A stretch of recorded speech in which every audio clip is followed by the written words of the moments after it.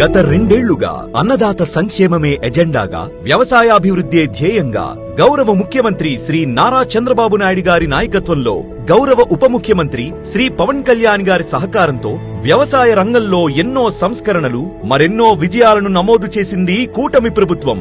Annadata Sukhibhava PM Kisan ద్వారా ఏడాదికి 20,000 పెట్టుబడి సాయం అందిస్తామన్న హామీని నిలబెట్టుకుంటూ 46,86,000 మంది రైతు కుటుంబాలకు 8,985 కోట్లకు పైగా పెట్టుబడి సాయాన్ని నేరుగా రైతుల ఖాతాల్లో జమ చేసి ఇచ్చిన మాటను నిలబెట్టుకుంది కూటమి ప్రభుత్వం.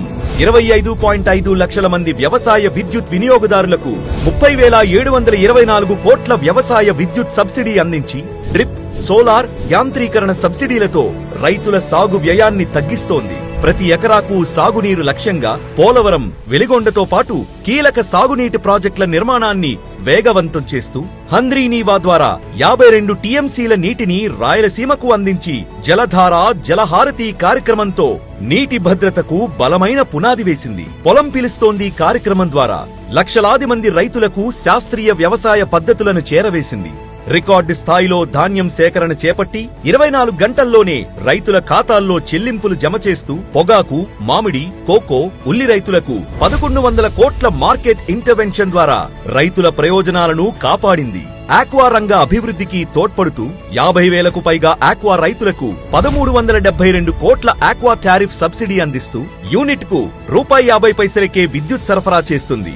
13.5 లక్షల మంది రైతులతో ఫార్మర్ యాప్ ద్వారా ఏఐ ఆధారిత వ్యవసాయ సలహాలు, మార్కెట్ ధరలు, పంట సమాచారాన్ని రైతులకు చేరవేస్తూ ఈ క్రాప్ నమోదు చేస్తూ వ్యవసాయంలో సాంకేతిక విప్లవానికి శ్రీకారం చుట్టింది. 10 లక్షలకు పైగా సాయిల్ హెల్త్ కార్డులను రైతులకు అందించింది. 11 లక్షలకు పైగా రైతులను ప్రకృతి వ్యవసాయం వైపు ప్రోత్సహిస్తూ సుస్థిర సాగుకు బాటలు వేస్తోంది. పంచసూత్రాల కార్యక్రమాన్ని అమలు చేస్తూ వ్యవసాయాన్ని మరింత లాభసాటిగా మార్చే దిశగా ముందుకు సాగుతోంది. పెట్టుబడి నుంచి పంట వరకు, సాగునీటి నుంచి మార్కెట్ వరకు ప్రతి అడుగులో రైతన్నకు భరోసాగా నిలుస్తూ వ్యవసాయ రంగంలో సరికొత్త ప్రగతికి నాంది పలికింది కూటమి ప్రభుత్వం. ఇప్పుడు రెండో ఏడాది తొలి విడతగా 2026 జూన్ 20న ప్రతి రైతు కుటుంబానికి 7,000 రూపాయల చొప్పున పెట్టుబడి సాయాన్ని జమ చేశారు.